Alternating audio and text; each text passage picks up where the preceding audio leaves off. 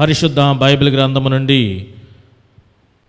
1 కొరింథీ పత్రిక 1వ అధ్యాయం 26 నుంచి 31 వచనాలు మనం చదువుకోవడం జరిగింది. ఈ లేఖన భాగమును ఆధారంగా చేసుకొని క్రీస్తు నిన్ను పిలుచుటలో గల ఉద్దేశము, క్రీస్తు నిన్ను పిలుచుటలో గల ఉద్దేశము. ఈ నేటి క్రైస్తవ విశ్వాసులను చూస్తున్నప్పుడు ఒక కథ గుర్తుకు వస్తూ ఉన్నది. ఏమిటి ఆ కథ అంటే, పరమానందయ్య గారి యొక్క శిష్యుల యొక్క కథ. ఎన్నో ఉన్నాయి కదా పరమానందయ్య గారి శిష్యుల కథలు. వాటిలో ఒకటి ఏమిటంటే, గురువుగారు అన్నారంట శిష్యునితో, రేపు ఉదయం మనము తెల్లవార పక్క ఊరు వెళ్ళి రావాలి అని ఒక మాట చెప్పి పడుకున్నాడంట. శిష్యుడు ఏం చేశాడంటే, అయ్యగారు చెప్పిన మాట ఆలస్యం చేయకూడదని చెప్పి అయ్యగారు పడుకున్నాక వీడు రాత్రి ఇక్కడ బయలుదేరి పక్క ఊరు వెళ్ళి తిరిగి వచ్చేసాడు. అయ్యగారు యథావిధిగా ఉదయాన్నే లేచి సిద్ధపడరా ఊరు వెళ్దాం అన్నారు. అయ్యగారు మీ మాట ఎప్పుడైనా చెప్పినప్పుడు ఆలస్యం చేసేనేటండి, మీరు నిద్రపోగానే నేను వెళ్ళొచ్చేసాను. అదేంట్రా ఎందుకు వెళ్ళావు? మీరు వెళ్ళి రామన్నారు కదండి, ఒక ఉద్దేశం అంటూ ఏమీ లేదుగా, ఎందుకు వెళ్ళావు, ఎందుకు వచ్చావు? ఒక ఉద్దేశం ఉండాలి కదా. సేమ్ అదే పరిస్థితి నేటి క్రైస్తవుల జీవిత విధానము కూడా. అందరూ కూడా క్రైస్తవులుగా చాలామంది ఇక్కడ మనం ఉంటున్నాము, లోకంలో ఉంటున్నాము. ఎందుకు క్రైస్తవులు అయిపోయాము అనేది ఒక్కసారి, ఎందుకు క్రైస్తవురాలు అయ్యావు, ఎందుకు విశ్వాసంలోకి వచ్చావు, అసలు ఆ ఉద్దేశం ఏమిటి, ఆ ఉద్దేశం మిస్ అయింది మన జీవితాల్లో. ఎందుకంటే సముద్రంలో నీటిలో ఓడ ఉండాలి కానీ ఓడలోనికి నీరు రాకూడదు కదా. లోకంలో మనం ఉండాలి కానీ లోకము మనలోనికి రాకూడదు. మన యొక్క జీవితాలు మునిగిపోతాయి. ఇప్పుడు మన పరిస్థితి ఎలా ఉన్నది అంటే, లోకములో మనము లేము కానీ మనలో ఏమున్నది, లోకమున్నది. లోకము నుండి ప్రత్యేకించుకోవాలి. మన యొక్క విశ్వాసులకు తండ్రి అయినటువంటి వాడిని అబ్రహాము యొక్క నిజ జీవితంలోనే తన తండ్రి ఇంటిని, తల్లిని, బంధువులను, కుటుంబాన్ని, దేశముతో సహా విడిచి ప్రత్యేకపరచుకొని చెప్పినటువంటి ఆ ప్రత్యేకతలో అర్థం ఏమిటి? మనం ఏం గమనించాలి? లోకములో ఉండాలి కానీ ఒక ప్రత్యేకత కలిగి మనము జీవించాలి. కానీ ఆ ప్రత్యేకత లేదే. లోకులు ఎలా మాట్లాడుతున్నారో విశ్వాసులు కూడా అలాగే మాట్లాడుతున్నారు. లోకులు ఏ రీతిగా ఉద్దేశాలు, తలంపులు కలిగి ఉన్నారో క్రైస్తవ విశ్వాసులు కూడా అదే ఉద్దేశాలు. వారి జీవితం ఎలా ఉన్నదో విశ్వాసుల జీవితం కూడా అలాగే ఉన్నది. ఏమీ తేడా లేదు వారికి వీరికి. మరి ఎందుకు విశ్వాసంలోనికి వచ్చారు? ఎందుకు క్రైస్తవులుగా పిలిపించుకుంటున్నారు? ఉద్దేశం అనేది మర్చిపోయారా? లేదా నిజంగానే మర్చిపోయారా? లేదా మర్చిపోయినట్లుగా మీరు జీవిస్తున్నారా అనేది ఇది నాన్న ఒక చక్కని సందేశం. క్రీస్తు నిన్ను పిలుచుటలో గల ఉద్దేశము. మన దేవుడు పేరు పెట్టి పిలిచే దేవుడు. ఏలియా సమయంలో చూడండి, ఎంతోమంది దైవములు ఉంటున్నారు కానీ ఆ దైవములు మనుషుల చేత పిలువబడుతున్నారు. కానీ ఆ దేవుడు పలుకుతారా, పలకరా, వింటారా, వినరా అనేది తర్వాత సంగతి. మనుషుల చేత పిలువబడుతున్నటువంటి దేవుళ్ళు అనేక మంది ఉంటున్నారు.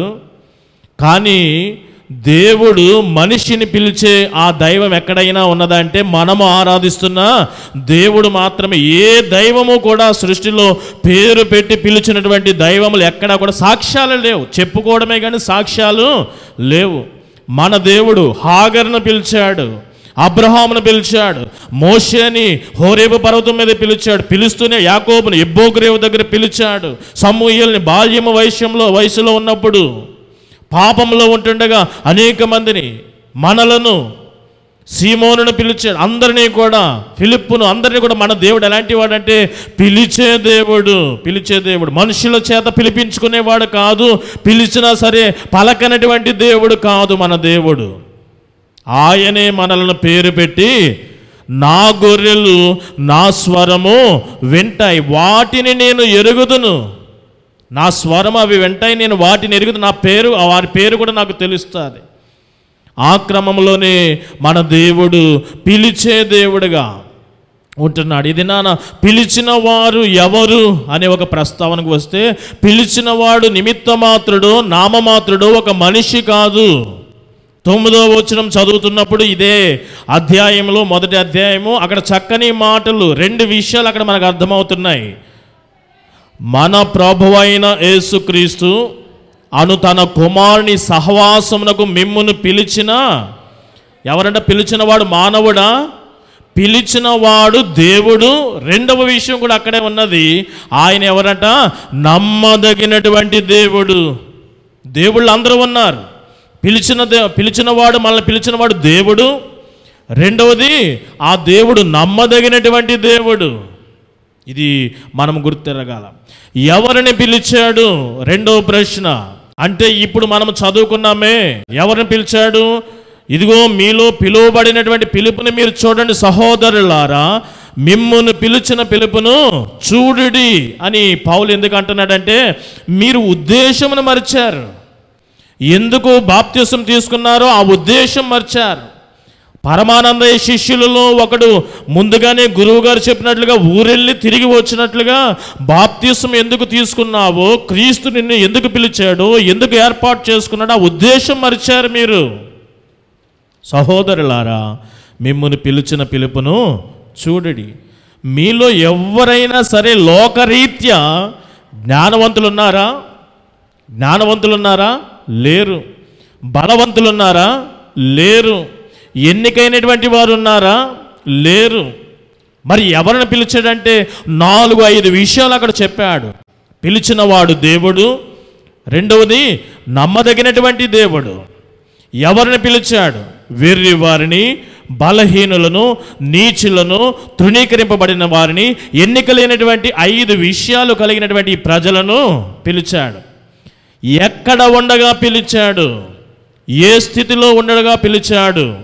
ఈ నమ్మదగినటువంటి దేవుడు ఆ వెర్రి వారిని, బలహీనులను, నీచులను, తృణీకరింపబడిన వారు ఎక్కడ ఉంటుండగా పిలిచాడు అనే ప్రశ్న వేస్తే, దీనికి ఆన్సర్ పేతురు ఇస్తున్నాడు మొదటి పత్రికలో 2వ అధ్యాయము 9వ వచనంలో. ఆ చీకటిలో నుండి ఆశ్చర్యకరమైన తన వెలుగులోనికి పిలిచిన వాని గుణాతిశయములను, ఆ వాక్యం అన్నది చూసారా? చీకటి, ఈ లోకములో పాపములో దాస్యములో ఉంటున్నప్పుడు ఆ స్థితిలో ఉంటుండగా దేవుడు మనలను పిలిచాడండి. చీకటిలో ఉంటుండగా ఎక్కడికి పిలిచాడు? తన ఆశ్చర్యకరమైనటువంటి వెలుగులోనికి, వెలుగు జీవములోనికి పిలిచాడు జీవించడానికి. ఈ సమయంలో ఈ కొన్ని మాటలు పరిచయపు మాటలుగా నేను తెలియపరుస్తూ, ఇప్పుడు పిలువబడినటువంటి మీరు ఎవరో అనేది మనమందరం కూడా చెప్పాను. పిలిచిన వాడు ఎవరో చెప్పాను. ఏ స్థితిలోండి పిలువబడ్డామో ఆ స్థితి మనది చెప్పాము. చీకటిలోండి ఎక్కడికి పిలువబడ్డాము అంటే ఆశ్చర్యకరమైన తన వెలుగులోనికి, జీవములోనికి పిలువబడ్డామని చెప్పాను. ఇప్పుడు ఎందుకు పిలిచాడో ఆ ఉద్దేశం నేను జస్ట్ సమయాన్ని బట్టి ఒక 10 విషయాలు చెప్పాలి అని అనుకుంటున్న. చాలా విషయాలు ఉన్నాయి కానీ 10 ప్రాముఖ్యమైన విషయాలు మేము ముందు, ఎందుకంటే ఆ ఉద్దేశము మిస్ అయిపోయింది మనలో. ఆ మాటలు మాట్లాడుతున్నప్పుడు, ఆ తలంపులు, ఆ యొక్క జీవిత విధానం చూస్తున్నప్పుడు లోకానికి మనకి ఏమీ వ్యత్యాసం లేదు. ఉద్దేశం మర్చిపోయి జీవించావా, లేకపోతే గుర్తున్నా సరే ఖాతరు లేకుండా జీవిస్తున్నావా? దేవుని పిలుపు, ఎందుకు దేవుడు నిన్ను పిలుచుకున్నాడు? మొట్టమొదటిగా ఐగుప్తు దేశము నుండి ఇశ్రాయేలు ప్రజలను విమోచించాడే యెహోవా దేవుడు మోషే నాయకత్వంలో. సేమ్ అదే మాదిరిగా మనలను కూడా ఐగుప్తు నుండి మన పితరులైన ఇశ్రాయేలును ఏ రీతిగా విమోచించాడో, లోకము అనే దాస్యములో నుండి, పాపం అనే బంధకములలో నుండి మనలను కూడా విమోచించాడు. విమోచించడా లేదా? విమోచించాడు. ఎందుకు విమోచించాడంటే మొట్టమొదటి ఉద్దేశము ఆ 430 సంవత్సరములు ఐగుప్తులో ఉన్నంతసేపు వారు స్వేచ్ఛ స్వాతంత్రము కలిగి ఉన్నారా లేదా? ఐగుప్తులో ఇశ్రాయేల్ ప్రజలు 430 సంవత్సరములు బ్రతికారు. వారు స్వేచ్ఛగాను స్వాతంత్రముగా బ్రతికారా మాస్టరు? బ్రతకలేదు. ఇప్పుడు వారికి ఏమి ఇవ్వాలనుకున్నాడంటే వారిని విమోచించడంలో గల అర్థము, మనలను కూడా పాప బంధకములో నుండి చీకటిలో నుండి విమోచించుటకు గల అర్థం ఏంటో తెలుసా?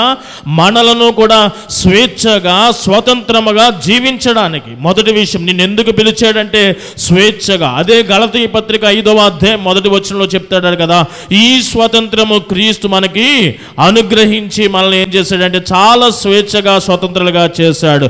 మరలా దాస్యం అనే కాడి క్రిందకి మరలా వెళ్ళిపోవద్దు.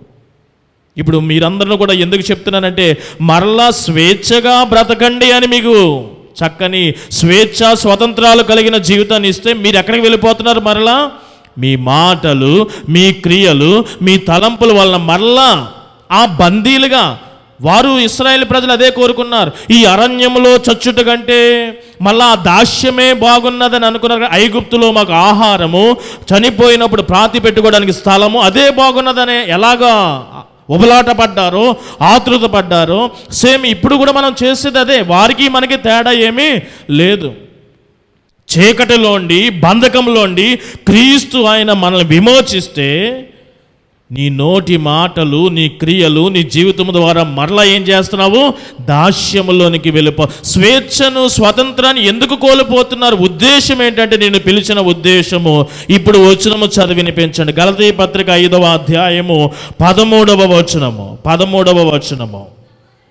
సహోదరులారా, మీరు స్వతంత్రులుగా ఉండుటకు పిలువబడితిరి. చాలమ్మా, ఎందుకు పిలువబడ్డామంట? మన అంశం ఏంటంటే, క్రీస్తు నిన్ను ఎందు నిమిత్తము పిలిచాడో ఆ ఉద్దేశం జ్ఞాపకం చేస్తున్నాను ఈ దినము. మొదటిది ఏంటంటే, ఆ పిలుపులో మొదటి ఉద్దేశము నిన్ను స్వేచ్ఛగా స్వతంత్రముగా ఉండడానికి. కాబట్టి ఆ విషయమును నువ్వు గుర్తు పెట్టుకొని మాట్లాడేటప్పుడు, క్రియలు చేసేటప్పుడు, జీవితం జీవించేటప్పుడు నీ మాటల ద్వారా, క్రియల ద్వారా మళ్ళీ దాస్యములోనికి వెళ్ళిపోతున్నామేమో. క్రీస్తు మనకి స్వేచ్ఛ స్వతంత్రం ఇచ్చాడని దానిని కాపాడుకునే విధముగా జీవితము జీవించు. ఇది మొదటి విషయం. రెండవది ఏంటంటే, ఒక ఫారినర్ దొరగారు ఇండియా వచ్చాడంట. ఆయన మామూలుగా ఫ్రీగా తిరుగుతూ ఉంటే రోడ్ల పక్కన ఒక పంది పిల్ల కనపడ్డది. వావ్, నైస్ అని అనుకొని, వెరీ క్యూట్ అనుకొని చెప్పి దాన్ని తీసుకొని వెళ్ళి నీట్గా స్నానం చేయించి, తన దగ్గర ఒక చక్కని గోల్డ్ చైన్ ఉంటే అలంకరించి, ఒక ఆడపిల్లను సిద్ధపరిచినట్లుగా దానికి చిన్న చిన్న షూ, ఆ పట్టీలు అవన్నీ కూడా వారి దగ్గర ఉండే మరి ఫారెన్ తాలూగా డ్రెస్సులు, వెస్ట్రన్ కల్చర్కి సంబంధించిన డ్రెస్సులు అవన్నీ కూడా వేసి చక్కగా తను వాకింగ్కి వెళ్తున్నప్పుడు ప్రతిరోజు కూడా తీసుకుని వెళ్ళేవాడు. ఒక ఎయిర్ కండిషన్ రూమ్, అదంతా కూడా బాగుంది. దేనికి ఇదంతా? దేనికండి? పంది పిల్లకు ఇదంతా కూడా చేస్తున్నాడు. ఎవరు? ఫారినర్. చాలా బాగుంది, క్యూట్గా ఉన్నది అనుకోని ప్రతిరోజు మార్నింగ్ వెళ్తున్నప్పుడు, వాకింగ్కి వెళ్తున్నప్పుడు తీసుకుని వెళ్తున్నాడు. ఎంతో అందముగా అనిపిస్తుంది ఇతనికి, దానికైతే అంత కంఫర్ట్గా లేదు. గోల్డ్ చైన్ ఉంది, వెస్ట్రన్ జీను, టీషర్ట్ అవన్నీ ఉన్నాయి, మంచి పట్టీలు ఇండియన్ స్టైల్లో అన్నీ పెట్టాడు. దానికి 4 కాళ్ళకి 4 చక్కగా ఉన్నదనుకొని మురిసిపోతున్నాడు. ఖాళీగా ఉన్నప్పుడు ఫోటోలు తీసి ఆనందపడుతున్నాడు. తనకి మాత్రము ఆ పంది పిల్లకి అంత కంఫర్ట్గా లేదు, ఆనందంగా ఉన్నదనే అపోహలో ఉన్నాడు. ఒక దినాన ఇతడు వెళ్తున్నటువంటి మార్గంలో ఒక చక్కని బురదగుంటున్నదంట. ఒక్కసారి ఆ చైన్ విడిపించుకొని గుంజుకొని ఆ చేతుల్లోని బయటపడి ఆ బురదలోకి వెళ్ళి ఎంత రిలాక్స్ అయిందంటే, ఇంతవరకు ఎయిర్ కండిషన్ రూమ్లో ఉన్నా సరే అంత థ్రిల్లింగ్ దానికి రాలేదు. గోల్డ్ చైన్ వేసిన అంత థ్రిల్లింగ్ దానికి రాలేదు. మంచి వెస్ట్రన్ డ్రెస్ వేసిన దానికి అంత ఆనందం రాలేదు. ఎక్కడొచ్చింది దానికి ఆనందము? ఆ బురదలో ఉన్న ఆనందము ఎంత మజాగా ఉందంటే దానికి చాలా ఎంజాయ్ చేసింది. సేమ్ మనము కూడా అంతే. మనము కూడా ఎందుకు పిలువబడ్డాము అంటే, ఆ దొరగారు ఆ పంది పిల్లని ఆ బురదలోండి తీసుకొని వచ్చి ఏ రీతిగా శుద్ధీకరించాడో, పవిత్రముగా ఉండాలి అని, శుద్ధముగా ఉండాలి అని ఏ రీతిగా అనుకున్నాడో, కానీ దానికి అంత ఇమ్మడలేదు. అక్కడ అనీజీనెస్గా ఎదుర్కొన్నది, అక్కడ కంఫర్ట్గా ఫీల్ అవ్వలేకపోయింది. మరలా బురదలోకి వెళ్ళిపోయినట్లుగా మనము కూడా క్రీస్తు ఎందుకు పిలిచాడో తెలుసా? మనము వివాహ సమయాల్లో ఈ లేఖన భాగము చదివి వినిపిస్తూ ఉంటాం. ఎఫెసీ పత్రిక 5వ అధ్యాయం 22 నుండి 33 వచనాలు గల లేఖన భాగములో, ఇదిగో స్త్రీలారా పురుషునకు వలె, ఇదిగో పురుషులారా మీ సొంత శరీరం వలె మీ భార్యలను ప్రేమించబద్ధులై ఉన్నారని ఇలాంటి మాటలు చెప్తున్న క్రమములో, ఇదిగో క్రీస్తు శిరస్సై ఉంటున్నాడు. సంఘము వధువు సంఘముగా ఉండడానికి ఇదిగో దాని ఎడల ఇదిగో చక్కని మాటలు అక్కడ రాయబడి ఉన్నది. అది ముడత అయినను, కలంకమైనను, డాగు అయినను, మచ్చ అయినను, మరి అట్టిది ఏదైనను సరే లేకుండా లాగున సంఘమును వాక్యము చేత ఉదక స్నానము చేయించి తన ఎదుట పవిత్రురాలుగా ఉండాలి అని, నిర్దోషముగాను కలంకము లేనటువంటి విధముగా పవిత్రముగా ఉండాలని పంది పిల్లను అలంకరించినట్లుగా ఫార్నరు ఇదిగో వెర్రి వారిని, నీచులను, ఆ తృణీకరింపబడిన వారిని, బలహీనులైనటువంటి మిమ్ములను వాక్యము చేత ఉదక స్నానము చేయించి పవిత్రముగా ఉంచాలి అని చెప్పి ఈ రీతిగా పవిత్రులుగా ఉంచితే మీరేం చేస్తున్నారంటే మళ్ళా ఇహలోక మాలిన్యము, ఈలోక మాలిన్యం అంటించుకుంటున్నారు. పిలవబడినటువంటి సహోదరులారా, మిమ్మును పిలిచిన పిలుపును చూడుడి. ఎందుకు త్రాగుతారు? ఎందుకు సినిమాలకు వెళ్తున్నారు? ఎందుకు పార్టీలకు వెళ్తున్నారు? లేదా ఈలోకపరమైన అలవాట్లలో ఎందుకు ముందుకు సాగుతున్నారు? ఈలోకపరమైన అపవిత్రత మాలిన్యం అంటించుకుంటున్నారు. మిమ్మల్ని పిలిచిన పిలుపును చూడండి. ఇందాక ఒక విషయం చెప్పాను, ఎందుకు పిలిచాడు దేవుడు మనల్ని? స్వతంత్రులుగా ఉండడానికి మొదటి విషయం. రెండవ విషయము కూడా చదువుదాం. పౌలు తెస్సలోనియ సంఘానికి రాసిన మొదటి పత్రిక నుండి 4వ అధ్యాయం 7వ వచనము సహాయము చేయండి. పరిశుద్ధులగుటకే దేవుడు మనలను ఏం చేశాడంట? పిలిచాడు, కానీ అపవిత్రులుగా ఉండడానికి మనలను పిలవలేదు. ఖచ్చితంగా రాయబడి ఉన్నది. దేవుడు మనల్ని ఎందుకు పిలిచాడంట? పరిశుద్ధులుగా ఉండటకే మనల్ని పిలిచాడు, కానీ అపవిత్రులుగా ఉండడానికి మనల్ని పిలవలేదంట. ఇదే మరలా పౌలు రోమా సంఘానికి శుభవచనాలు చెబుతూ అక్కడ కూడా ఇదే విషయాన్ని తెలియపరిచాడు. ఒక్కసారి చదవమ్మా. 2వ రోమా పత్రిక 1వ అధ్యాయము 2 నుంచి 7 వచనాలు కలిసే ఉంటాయి, కానీ మా మొదటి 3-4 లైన్లు చదువు, అక్కడే రాయబడి ఉన్నది.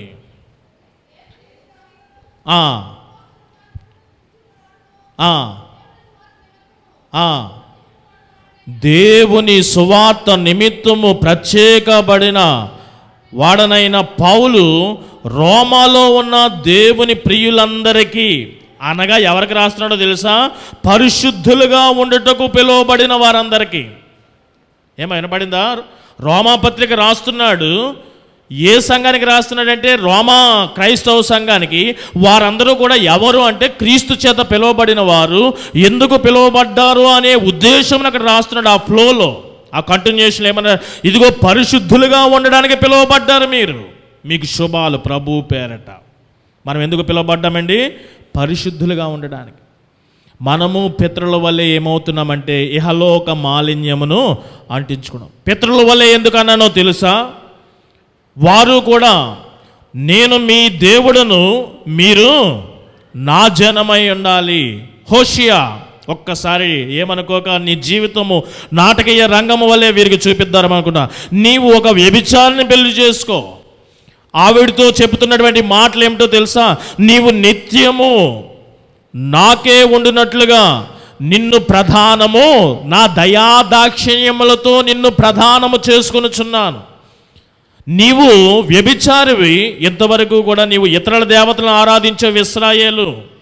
సరే, నా దయ చొప్పున, నా కృప చొప్పున నీకు మరలా నా భార్యగా అవకాశం ఇస్తున్నాను ఇశ్రాయేలు.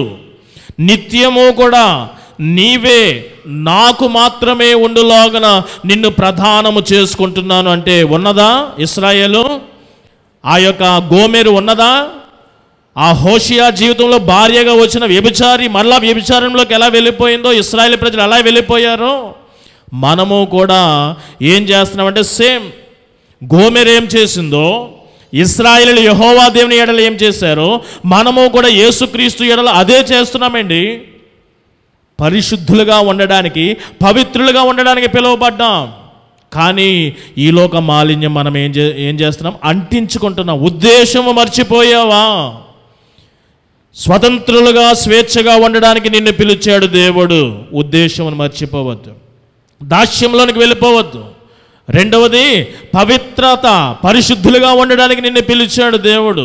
మరలా నీవు ఆ హోషియా జీవితంలో గోమెరు చేసినట్లుగా, యెహోవా జీవితంలో ఇశ్రాయేలు చేసినట్లుగా, యేసుక్రీస్తు జీవితంలో నీవు వధువు సంగమా, నీవు కూడా ఈ లోక మాలిన్యమును అంటించుకొనవద్దు. ఆయన నీ కొరకు తను బలిగా అర్పించుకున్నాడు. ఎందుకంటే అది మచ్చ అయినను, కలంకమైనను, డాగు అయినను, ముడత అయినను అట్టిది ఏదీ కూడా లేకుండా వాక్యము చేత, తన అర్పణ చేత నిన్నేం చేశాడు?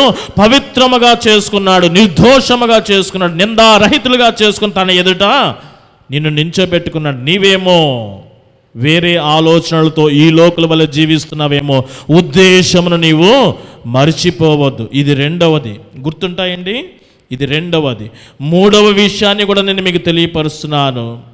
చాలామంది ఇంత వివరణ లేకుండా చిన్నగా ముగించే ప్రయత్నం చేస్తాను.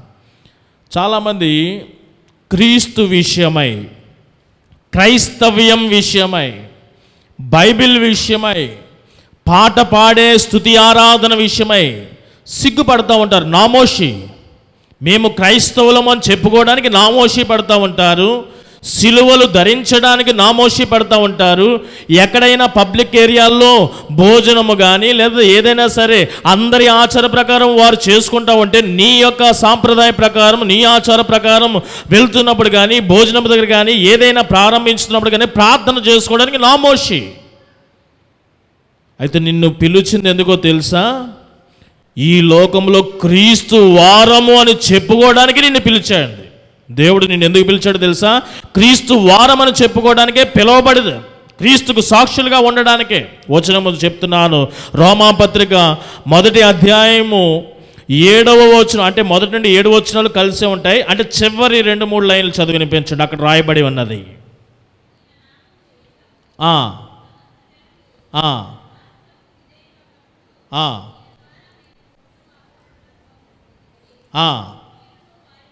చూడండి, ఇక్కడ అమ్మాయి చదువుతుంది, మీరును వారిలో ఉన్నవారే యేసుక్రీస్తు వారిగా ఉండుటకు మనము పిలువబడ్డామంట. మనల్ని ఎందుకు పిలిచాడంట? యేసుక్రీస్తు వారిగా ఉండడానికి. చాలా పబ్లిక్ ఏరియాల్లో, సమాజంలో క్రీస్తు వారము, క్రైస్తవులము అని చెప్పుకోవడానికి నామోషి పడేవారులారా. అసలు ఉద్దేశమే ఏమిటంటే, దేవుడు మిమ్మల్ని ఎందుకు పిలిచాడంటే క్రీస్తు బిడ్డలమని చెప్పుకోవడానికే మిమ్మల్ని పిలిచాడు, కానీ ఇలా సిగ్గుపడతారని కాదు. సిలువన్నా సిగ్గుపడతారు, సువార్తన్నా సిగ్గుపడతారు, పాట పాడడానికి సిగ్గుపడతారు, ప్రార్థన చేయడానికి సిగ్గుపడతారు. అందుకు మిమ్మల్ని పిలవలేదు. క్రీస్తు వారము, క్రీస్తు యొక్క కుమారులము, కుమార్తెలము, సువార్త నిమిత్తమై ముందుకు సాగుతున్న వారమని ధైర్యంగా సాక్షులుగా ఉండడానికి మిమ్మల్ని పిలుచుకున్నాడు దేవుడు. ఉద్దేశమును మర్చి ఎందుకు నువ్వు అలాగా మొహమాట పడుతున్నావు, సిగ్గుపడుతున్నావు? నామోషినా? జాగ్రత్త, నీ ఉద్దేశం నీవు మర్చిపోవద్దు. ఇది 3వ విషయముగా నేను మీకు తెలియపరుస్తున్నాను. 4వ విషయము కూడా, 4వ విషయం ఏంటంటే, ఇక్కడ మనం చదువుకున్నాము కదా, 1 కొరింథీ పత్రిక 1వ అధ్యాయము 24వ వచనంలో చక్కని మాట రాయబడి ఉన్నది. 24వ వచనం చదివినిపించండి. ఆయన యూదులకు ఆటంకముగాను అన్యజనులకు వెర్రితనముగాను ఉన్నాడు, కానీ యూదులకేమి గ్రీసు దేశస్తులకేమి పిలువబడిన వారికి, ఎవరికమ్మా? పిలువబడిన వారికి. అంటే దేవుని యొక్క ప్రణాళికలో పిలువబడిన వారికి దేవుడు ఏమి ఇవ్వాలనుకుంటున్నాడంటే తన శక్తిని, తన జ్ఞానమును ఇవ్వాలనుకుంటున్నాడు. ఎవరి ద్వారా ఇవ్వాలనుకుంటున్నాడంటే తన ప్రియకుమారుని ద్వారా శక్తిని, తన జ్ఞానాన్ని ఇవ్వాలి అనుకుంటున్నాడు. ఈ శక్తి, జ్ఞానము గురించి 2 చిన్న సెంటెన్స్ చెప్పి ముగిస్తాను. ఏమిటంటే, శక్తి ఈ లోకంలో పలానా దానికంటే మన యొక్క బలము, మన శక్తిది అని చెప్పుకోవడానికి ఫైనల్ స్టెప్ వేస్తున్నాను. ఏమిటంటే, మరణమును జయించగలిగే శక్తి నీకు నాకు ఉన్నదా? అపవాదిని జయించగలిగే శక్తి నీకు నాకు ఉన్నదా? ఈ లోకమును జయించగలిగే శక్తి నీకు నాకు ఉన్నదా? మరణమును కానీ, లోకమును కానీ, అపవాదిని కానీ జయించగలిగే శక్తి నీకు నాకు లేదు కదా. కానీ క్రీస్తు ద్వారా దేవుని శక్తి మనకి అనుగ్రహించబడి ఉన్నది. జస్ట్ మీకు ఒక మాట చెప్తాను. దైవాశీర్వాదం నేను తండ్రి యొక్కయు, కుమారుని యొక్కయు, పరిశుద్ధాత్మ యొక్కయు నామములో నీకు బాప్తిసం ఇచ్చుచున్నాను. ఏంటి? బాప్తిసం చేశాను. ఇప్పుడు వినండి, నేను సిలువ వేయబడినటువంటి క్రీస్తును నీవు ఇక మీదట ఒప్పుకొనవలననియు క్రీస్తు యొక్క శక్తి కలిగి లోకముతోనూ పాపముతోనూ మరణముతోనూ ధైర్యముగా పోరాడుచు క్రీస్తు యొక్క నమ్మకమైన సేవకురాలుగా ఉండవలనని నీ మీద సిలువ గుర్తు వేయుచున్నాను. ఓకే, అర్థమైందా? ఇప్పుడు మనకి శక్తి ఎలా వచ్చింది? మరణమును జయించగలిగే శక్తి మనకు లేదు, కానీ క్రీస్తు ద్వారా దేవుడు ఏం చేయాలనుకుంటున్నాడంటే పిలువబడిన వారందరికీ కూడా క్రీస్తు ద్వారా తన శక్తిని ఇవ్వాలి అని అనుకుంటున్నాడు. మరణమును తద్వారా జయించగలుగుతున్నాం. యేసు మృతి పొంది తిరిగి లేచానని ఎవడైతే నమ్ముతాడో ఆయన యందు విశ్వసించిన వాడు కూడా అదే ప్రకారం మరణమును జయించి తిరిగి లేవగలడు. ఓ మరణమా నీ ముల్లెక్కడా, ఓ మరణమా నీ విజయం ఎక్కడ అని నిమిత్తమాత్రనైనా నేను మాట్లాడగలనా?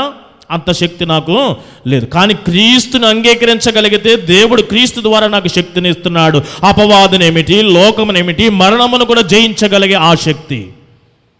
ఎందుకు పిలువబడ్డావు అంటే ఆయన శక్తిని నీకు అనుగ్రహించడానికి దేవుడు నిన్ను పిలిచాడు. రెండవది, ఆ దేవుని జ్ఞానమును నీకు అనుగ్రహించడానికి దేవుడు నిన్ను పిలిచాడు. ఏమిటి జ్ఞానం? ఎన్నో రకాలు చెప్పవచ్చు. ఫైనల్ పాయింట్ చెప్తున్నాను. అందరూ కూడా నిత్యరాజ్యమును పొందుకోవాలనే ఆ మార్గము కనుగొనలేక సతమతం అవుతున్నారు సమాజం, లోకమంతా కూడా.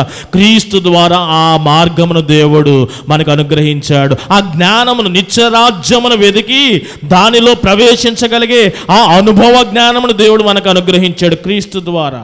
అంతేనా? లేకపోతే నిత్యరాజ్యం మనకు ఎలా వెళ్ళాలో మనకు ఎలాగ అర్థమవుతుంది? ఆ జ్ఞానం మనకు ఎలాగా? అందరూ కూడా వెళ్ళిపోవాలనుకుంటారు. స్వర్గము, వైకుంఠము, పరలోక రాజ్యము, దేవుని రాజ్యము.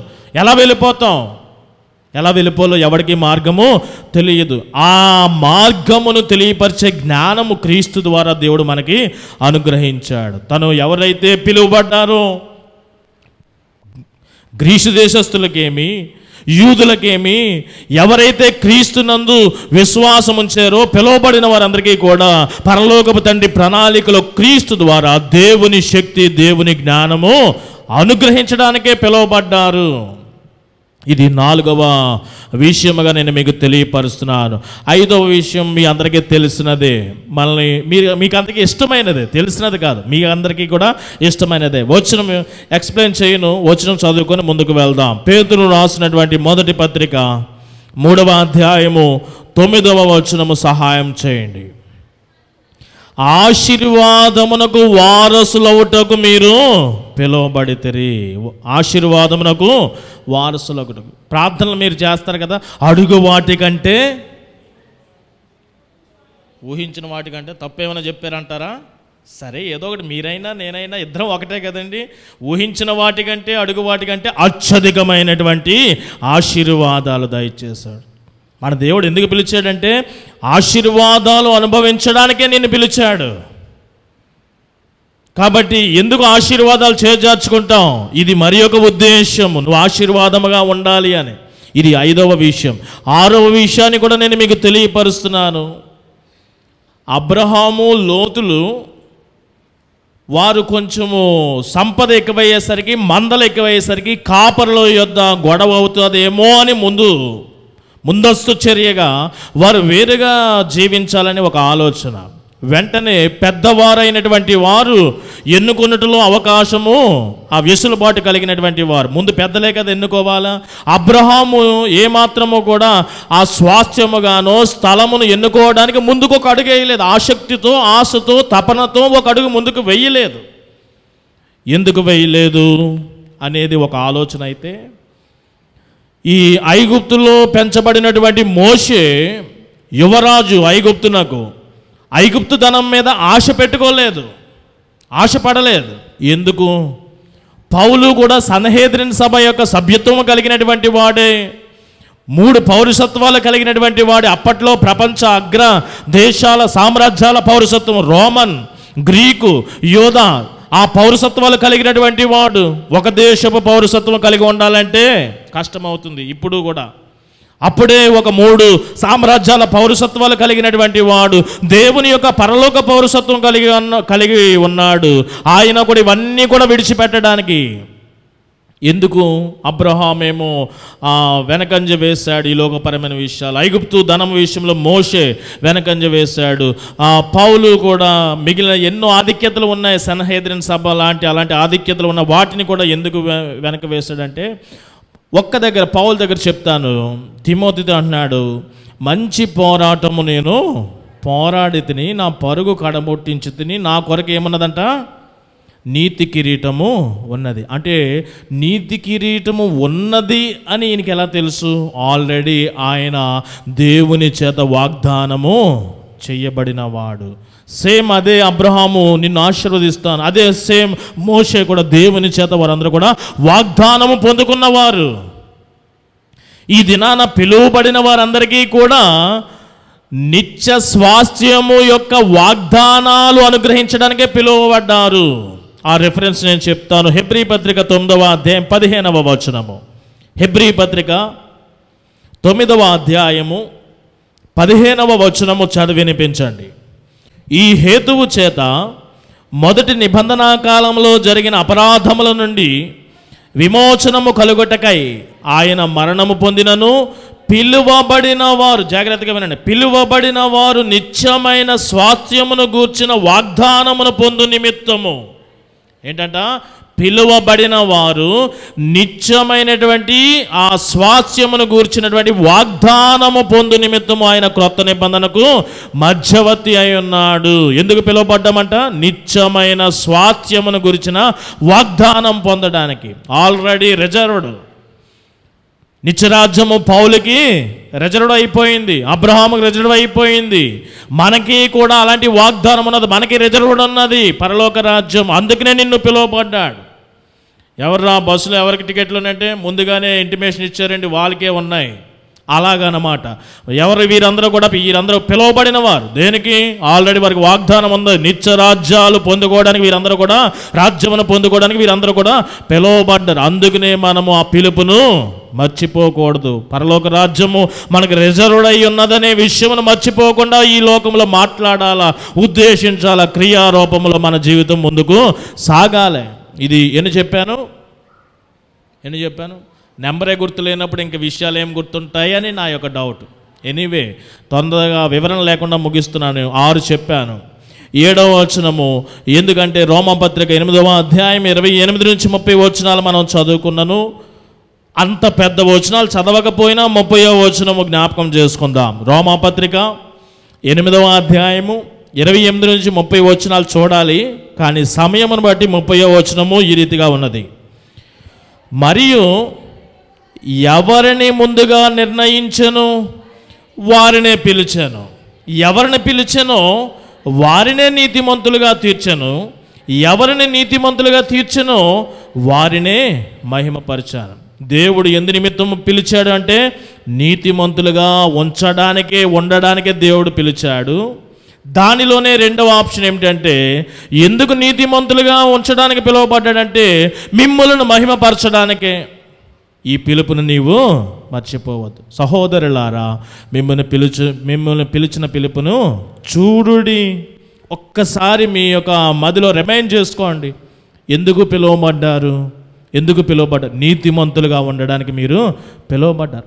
దేవుడు నిన్ను మహిమపరచడానికి నిన్ను పిలిచాడు. మరి నువ్వేంటి హలోక మాలిన్యం అంటించుకుంటానంటావు, దాస్యంలోనికి వెళ్ళిపోతానంటావు, అపవిత్రత జీవితం జీవిస్తానంటావు, వాగ్దానము మర్చిపోయావు. నిత్య స్వాస్థ్యం గురించిన వాగ్దానము నీతిగా ఉంచాలని అనుకుంటే నువ్వేమో అనీతిమంతుడిగా మారిపోతున్నావు. దేవునికి మహిమకరంగా ఉండాలని నిన్ను పిలిస్తే దేవునికి అవమానకరంగా జీవిస్తున్నావు. సహోదరులారా, నిన్ను పిలిచిన పిలుపును ఒక్కసారి చూడండి, జాగ్రత్తగా ఒక్కసారి మదిలో పెట్టండి. ఇది 7వ విషయము. 8వ విషయము కూడా నేను మీకు తెలియపరుస్తున్నాను. పౌలు కొలస్సీ సంఘానికి రాసినటువంటి 3వ పత్రిక 15వ అధ్యాయము ఈ రీతిగా రాయబడి ఉన్నది. క్రీస్తు అనుగ్రహించు సమాధానము మీ హృదయములలో ఏలుచుండనీయుడి, ఇందుకొరకే మీరొక్క శరీరముగా పిలువబడితిరి. ఎందుకు పిలువబడ్డామంట? క్రీస్తు యొక్క సమాధానము మన హృదయములో ఏలుచుండడానికి. మీలో అనేక మంది ఆరోగ్యాల విషయమై, బిడల విషయమై, భర్తల విషయమై, ఆర్థిక విషయాల్లో సమాధానం లేదు. కానీ దేవుడు నిన్ను ఎందుకు పిలిచాడో తెలుసా? సమాధానము మీ జీవితాల్లో, మీ హృదయాల్లో, మీ కుటుంబాల్లో ఏలడానికే ఆయన నిన్ను పిలిచాడు, కానీ అసమాధానముగా మీరు జీవించడానికి కాదు. ఈ అసమాధానం అంతా కూడా నీవు కొని తెచ్చుకున్నదే. నీ పిలుపును గుర్తు చేసుకుని నీవు జీవించు, సమాధానం నిన్ను ఏలుతుంది. అపవాది నిన్ను ఏలడము కాదు, మరణము నిన్ను ఏలడము కాదు, సమాధానము నిన్ను ఏలతదంట. కాబట్టి పిలుపును గుర్తు చేసుకొని జీవించండి. సమాధానము కొరకే మీరు పిలువబడ్డారు. తర్వాత ఎవరి ఇష్టానుసారంగా వారికి భవిష్యత్ ప్రణాళికలు ఉన్నాయి కదా, మీ కుటుంబ ప్రణాళికలు, నీ వ్యక్తిగత ప్రణాళికలు.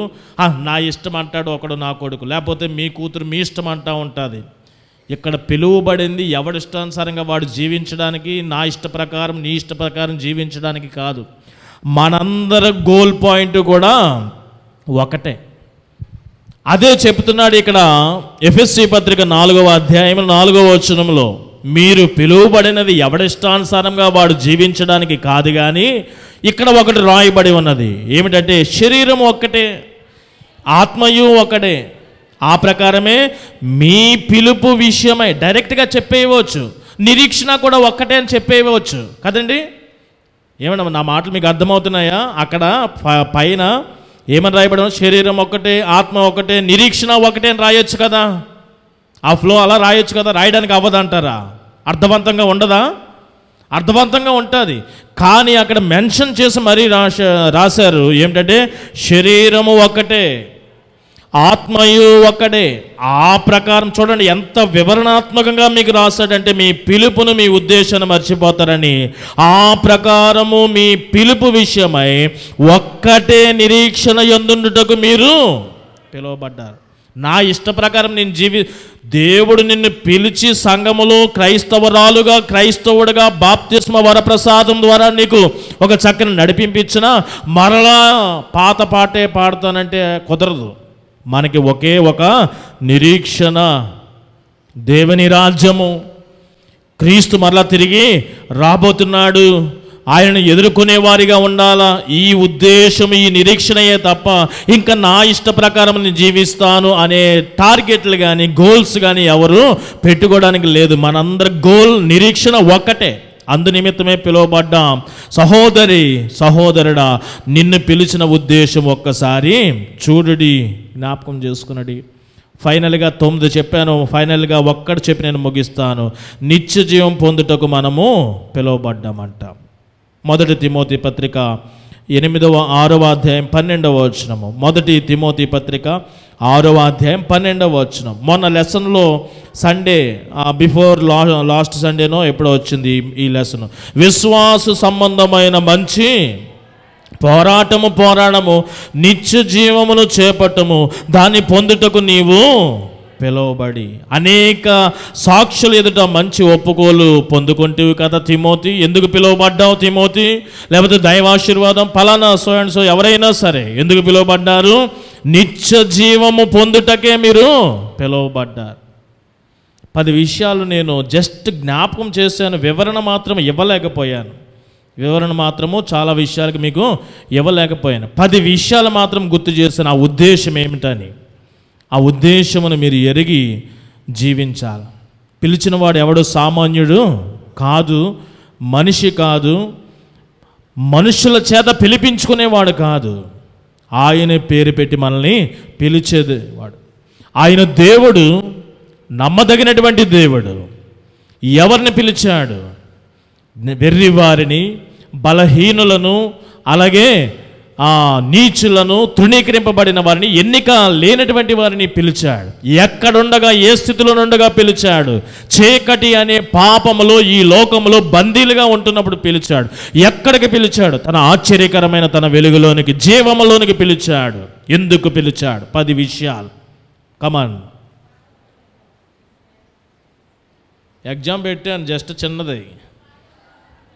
మొదటిది, స్వాతంత్రులుగా ఉండడానికి పిలువబడ్డారు, పరిశుద్ధులుగా ఉండడానికి పిలువబడ్డారు. నేను చెప్పడం వేస్ట్ అనుకుంటా కదా, ఓకే చెప్దాం. స్వతంత్రులుగా ఉండడానికి మొదటగా పిలువబడ్డారు, రెండవదిగా పరిశుద్ధులుగా ఉండడానికి పిలువబడ్డారు, యేసుక్రీస్తు వారిగా ఉండడానికి పిలువబడ్డారు. అలాగనే దేవుని యొక్క శక్తిని పొందుకోవడానికి, దేవుని జ్ఞానమును పొందుకోవడానికి మనము పిలువబడ్డాము. అలాగే ఆశీర్వాదమునకు ఆ వారసులుగా ఉండడానికి పిలువబడ్డాము. అలాగే నిత్యమైనటువంటి స్వాస్థ్యమును గురించి వాగ్దానము పొందుకోవడానికి మనము పిలువబడ్డాము. నీతిమంతులుగా తీర్చబడడానికి, అలాగే మహిమపరచబడడానికి, దేవుని చేత మనము మహిమపరచబడడానికి పిలువబడ్డాము. సమాధానముగా ఉండడానికి, సమాధానము మనలను ఏలడానికి మనము పిలువబడ్డాము. అదే రీతిగా ఒక్క నిరీక్షణ కలిగి ఉండడానికి పిలువబడ్డాం. ఫైనల్లీ మన గోల్, మన ఆశ, మనం రీచ్ అయ్యే ప్లేస్ నిత్య రాజ్యమును స్వతంత్రించుకోవడానికి మనము పిలువబడ్డాం. సోదరి సోదరుడా, సహోదరులారా, మిమ్మును పిలిచిన పిలుపును చూడుడి. లోకులకు మీకు మాటల విషయంలో ఎక్కడ తేడా ఉండలేదు. లోకులకు మీకు మీ ఉద్దేశాల విషయంలో ఎక్కడ తేడా ఉండలేదు. మీ జీవితాలు కూడా ఏమాత్రం కూడా వీరు క్రైస్తవులే అనే ఆ ఫీలింగ్ ఎక్కడ కూడా కనబడతలేదు.